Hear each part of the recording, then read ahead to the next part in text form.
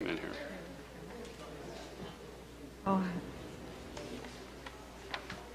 Good evening and welcome, citizens of Stockton. This is a candidate forum for the November election for the position of City Council Member for District 2.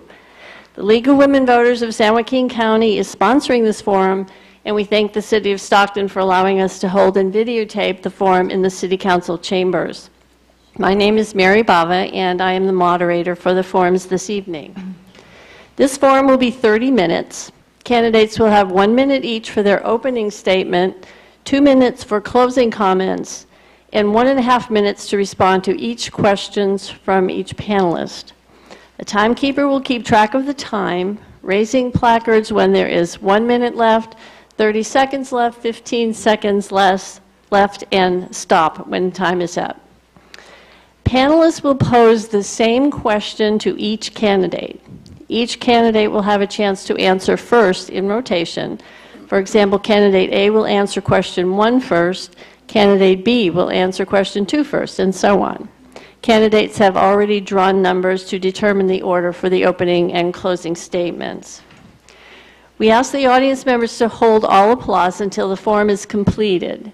We know there are many here who support one of the candidates, but if there's applause each time the candidate speaks, we'll have less time for the questions to be answered. After the closing statements, we can show our appreciation to both candidates for their participation tonight. And we ask you to be respectful of the candidates and our fellow citizens, and be sure your cell phones are turned off.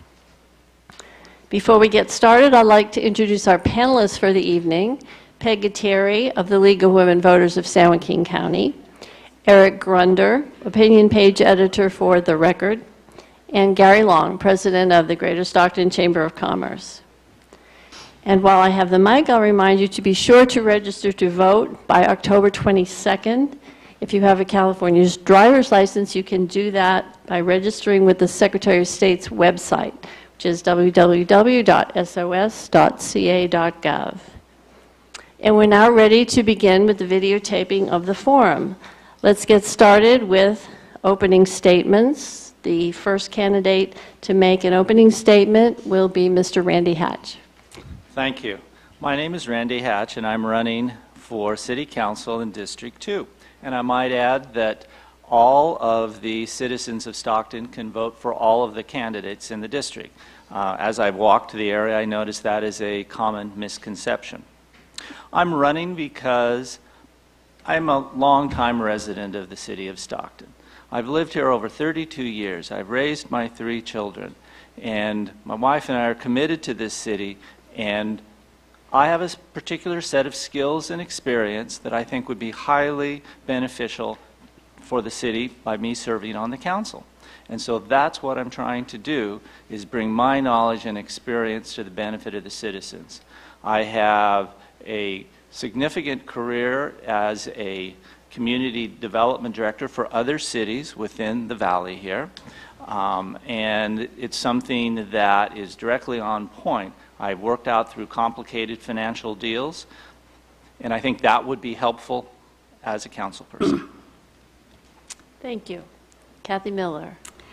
When I ran for this office in 2008, I promised the voters that I would make the budget and fiscal accountability my top priority, because unless we got our fiscal house in order, we would never have the funding to address public safety, youth programs, or education, the things that make it very difficult for us to attract quality employers and bring good jobs to our city. I pledged to work hard to develop new revenue. I promised to communicate openly and honestly with the public and make decisions based on the good of the whole community. We're not out of the woods yet, and while I believe I've delivered on these promises, it's important that we keep experienced, competent, and consistent leadership during these tough times. I'm asking for the time to finish the job. Thank you. Thank you. Our first question will be from Peg Gutierrez, and it will be addressed to Kathy Miller. Well, I guess ladies do get to go first every time, so I will ask you, following up on what you said, the current city administration has drastically reduced or eliminated recreational programs, library services, and arts programs. How would you assess the impact of these actions on crime and public safety in Stockton? And what specific policies, initiatives, or programs would you push to address these issues? Well, I think the reduction or elimination of those programs has had a very profound effect on crime in our community. These are the kind of services that help keep our young people occupied in positive activities. But the reason why they were cut was because we could not afford to keep police officers on the street otherwise. We made that a top priority. It is critically important that we have officers who can respond to crimes in progress. The city has begun the Marshall Plan. We just approved on the 11th funding for ceasefire project, and that was outside funding that came from the county. So that's a program I support strongly and will continue to work to make sure that it's a success. Thank you. Mr. Hatch. Well, the services for recreation, library, the arts are critical. And in order to afford them, we need to grow our economy. We need to be able to increase our tax base, increase the number of jobs. That's how we can afford these services, which we can't afford now. We desperately need to make our community more business friendly. I have a particular skill set that can work to that regard. I have specifically brought jobs to communities, helped to simplify the building permit process for businesses to grow and locate in the community. We've got to do better. Yes, I know that this current city council has said that they have done these things. I've actually done them. I've actually done them for multiple cities, and I've actually brought significant jobs to the cities where I worked. That type of skill and background is critically needed on the council so that we have the money to bring these needed programs back into our community. We can't do it on wishing and hoping that times could get better. Thank you. Our next question will come from Gary Long, and it will be addressed to Randy Hatch. Thank you. Stockton isn't all negative. It's a great place to live. The city has had many accomplishments. Would you give me 3 major accomplishments that the city has done, and then give me 3 changes you would like to see if you're elected? Thank you. Some of the accomplishments that the city has done is we've got a university. That's an existing resource. It's a vital resource. It's something that we can use to help develop our community even further than it is now.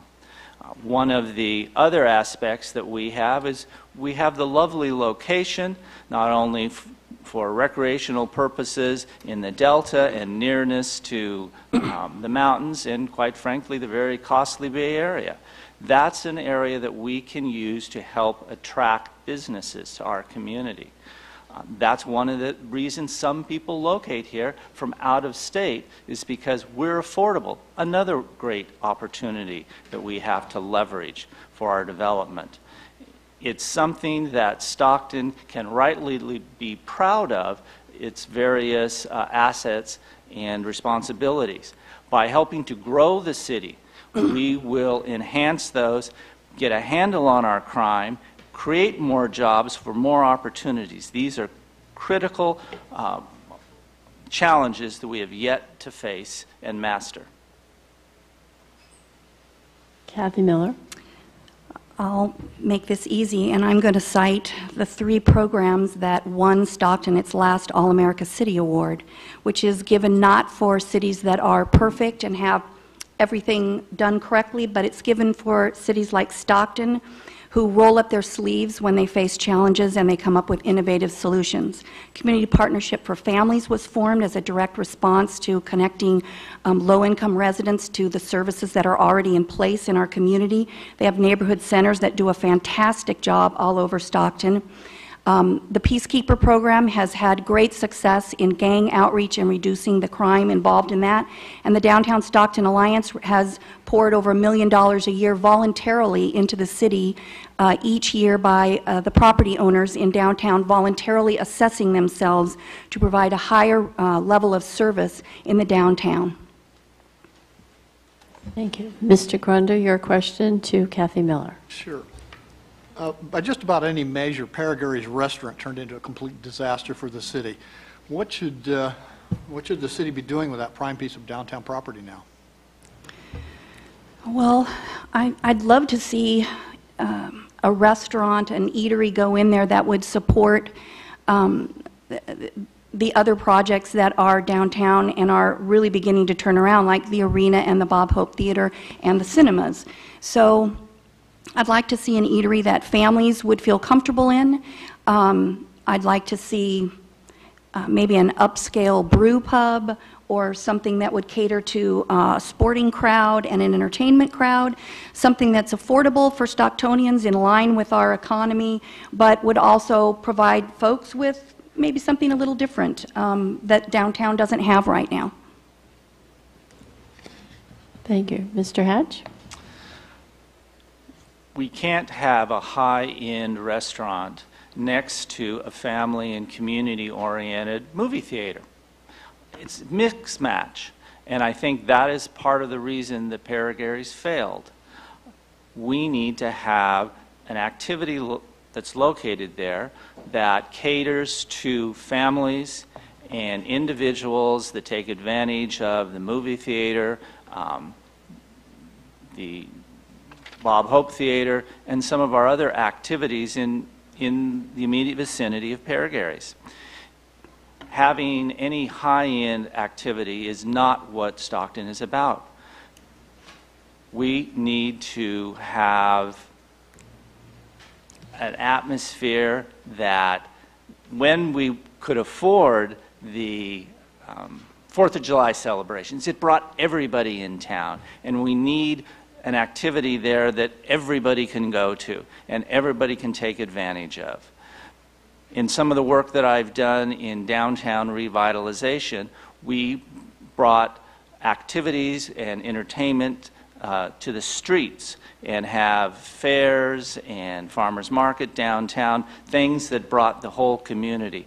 That's the kind of activity we need, and we could look at that structure on the floor of the Hotel Stockton to see what kind of community mercado or farmers market that may be able to house. Thank you. Our next question from Pegatiri be addressed to Randy Hatch. Okay. Randy, this is one that is a very difficult question to ask. But what would you propose for addressing the problems of the homeless individuals? We've learned recently about homeless veterans, which is a disgrace for all of us, but homeless individuals and families in our community. One of the activities that I'm involved in is that I'm a church leader, voluntary lay minister, and in that capacity I provide temporary housing, food, and other assistance to those in need. That type of community organized activities and outreach for various communities needs to be enhanced for all of our homeless population, not just the veterans, which definitely need it and should be first in line, but also for families, single mothers, and all of the individuals that are on hard times. A number of people in my congregation have been laid off. They're on hard times. I'm familiar with that, and it's by having these community organizations, these faith-based organizations, that's the answer. It's not something that the city can do alone. It's got to involve the entire community. We have many resources here. We need to marshal those together and expand and enhance those for the homeless and those who are in need of shelter and food. Thank you. Kathy Miller. I agree with Mr. Hatch that we want to collaborate and support our faith-based and nonprofit partners in the community.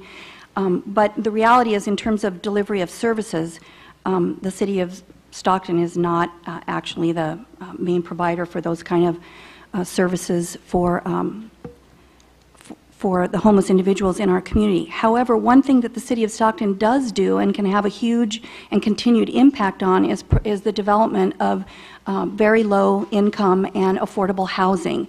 I was part of the team, the One Voice team, that brought back an additional $8.5 million from Washington, D.C. for our neighborhood stabilization plan, which is purchasing foreclosed multifamily units and turning them into stable, low-income housing for that segment of our community that so desperately needs it.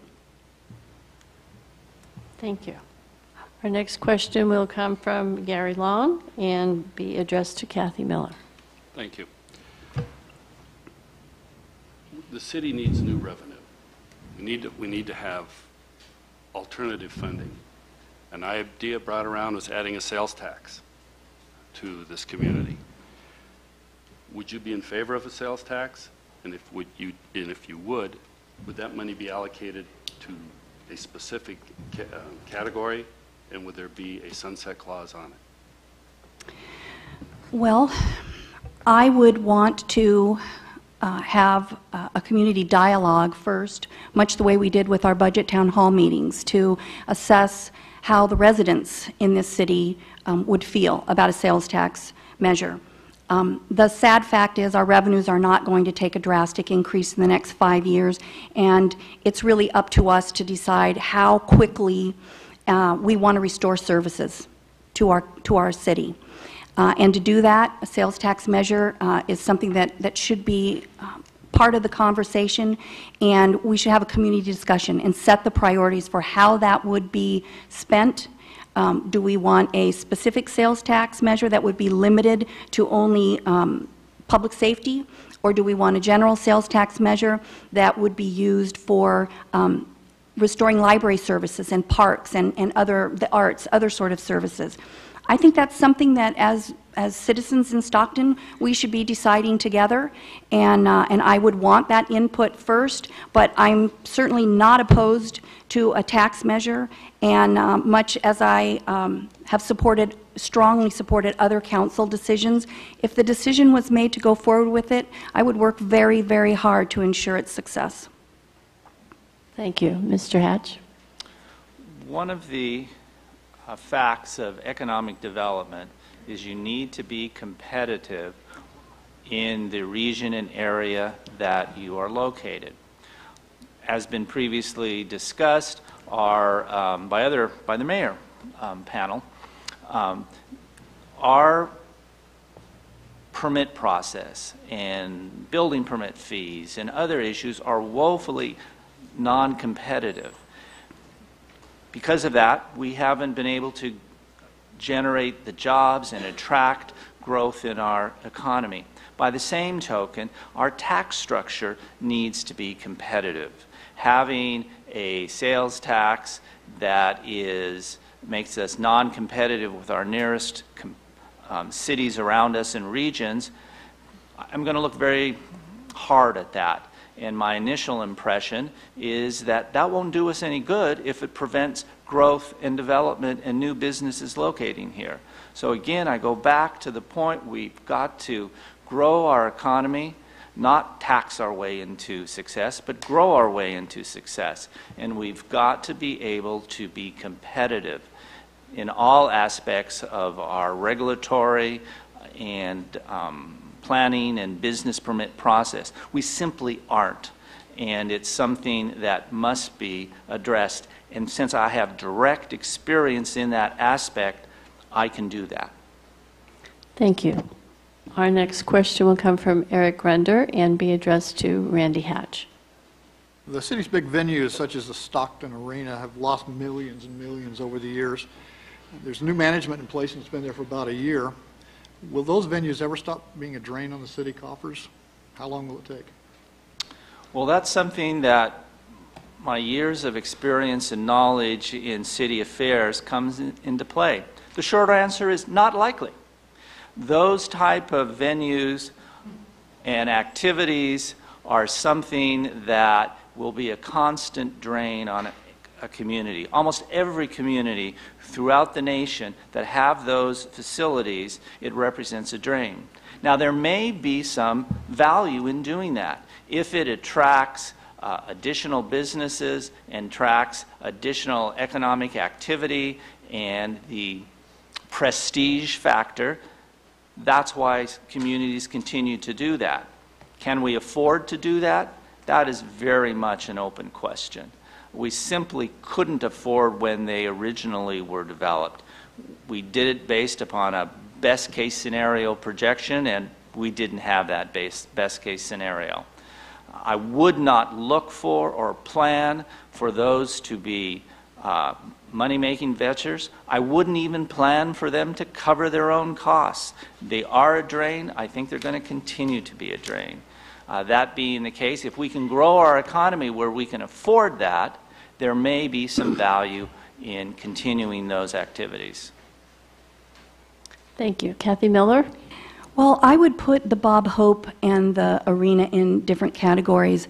I think there's actually a fair chance that the Bob Hope can, within the next 3 to 5 years, be at a break even. I think we've seen a huge uptick in the kinds of events that are coming there, the number of events, and I think the new management team that this council brought in is doing a very good job of marketing that.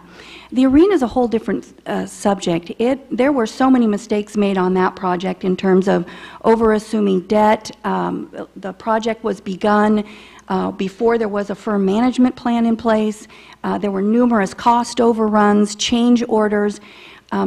There were just a lot of problems there, and I agree with Mr. Hatch. Most other cities who have large arenas, they do not produce a profit for the cities.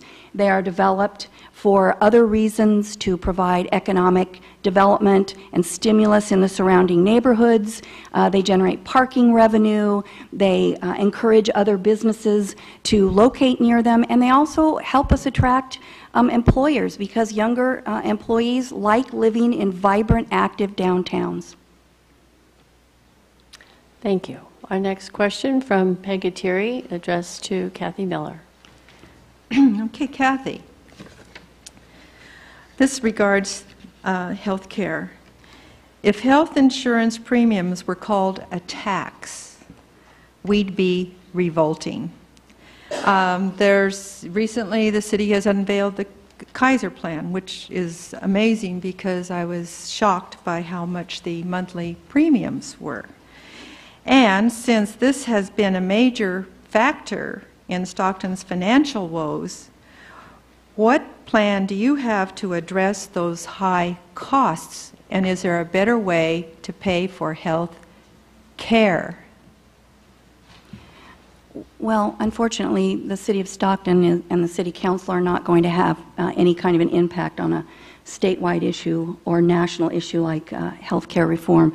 However, that being said, I would say that your shock at looking at the Kaiser premiums surprises me a bit, because for most of us in the private sector who have been dealing with rapidly escalating health care premiums over the last 15 to 20 years, Kaiser seems like a bargain to most of us. So we are working diligently to try and find additional lower cost health care providers for our employees. As a responsible employer, that is our job, and we do provide for that benefit. Our employees now also contribute to that benefit. We'll keep looking for more efficient and affordable health care that we can provide to our employees. And I think for the City of Stockton, that is the one area that's directly under the Council's purview, and I think that's an area that this Council has been very strong in leading on and will continue to support and lead. Thank you. Mr. Hatch. One of the aspects of health insurance is how big is your pool of covered individuals. The smaller the pool, the higher the premiums typically are. Now, the city of Stockton is self-insured, so that means its pool represents just those employees or retirees that the Stockton has. I've always been curious why the city is being self-insured. It should, in fact, it has the ability to go with the largest buyer of health care within California. The city provides its retirement under the California Public Employees Retirement System. That's the largest buyer of health care within California. We should seriously look at the rates that, if we were to join that and not be self-insured, not carry the administrative burden of handling claims, but essentially be part of a much larger group, I believe our premiums will go down, and I think we'll have a much better selection for employees or retirees, and I think it would be a win-win all around. Thank you. It is now time for our closing statements. Mr. Hatch, you may be first. Thank you. As I've alluded to in the various answers to the questions, I have a 35-year career as an urban planner in multiple cities up and down the state. While I have lived here in the city of Stockton for 32 years, I have practiced in other communities and in other regions. Through that aspect, I have developed an intimate knowledge and set of skills directly on growing economies, on dealing with crime problems, on helping to develop a downtown, helping to communicate with the citizenry through real neighborhood meetings, not the presentations about the budget that the current council did. Those weren't neighborhood forums or real neighborhood meetings. It was a presentation. And what I have experience in doing is actually having open-ended questions in the neighborhoods and in the schools and in the churches and the community centers to actually get dialogue. I think it is critical that elected officials listen to the public, understand what they're saying, and seek dialogue. We're not really getting that now. We don't have that kind of dialogue.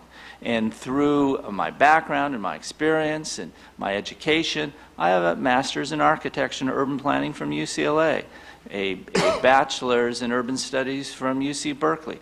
I've got the education and training to know how to do things. And this city simply hasn't done those things that many cities do and profit by that. That's what I can bring here as your council person. Thank you. Kathy Miller. It's important that we retain experienced, competent council members who are truly committed to reforming our city government. The last 4 years have been incredibly difficult for all of us, but we have accomplished much. We have a whole new management team, all new department heads. We passed the local hire ordinance. We partnered with the county and the chamber and secured local hiring and procurement on the prison health care facility. We passed Measure H and closed a $37 million budget shortfall without any additional cuts to our police department. We completely restructured pay and benefits for our city employees to bring them in line with the middle of the market. We've just launched the Marshall Plan to address crime in our city and secured outside funding to do that. We've developed grants and new partnerships that have brought in more than $235 million of new dollars into this community over the last 3 years to make up for funding revenue that we lost. There are some special interest groups in this city that do not want most of this council to be reelected, because as the economy recovers and our revenues begin to increase, they want to make sure that they get moved to the front of the line ahead of restoring services to the residents of this city. These groups are supporting my opponent because they know that I have pledged to make restoring services to the citizens of Stockton my top priority.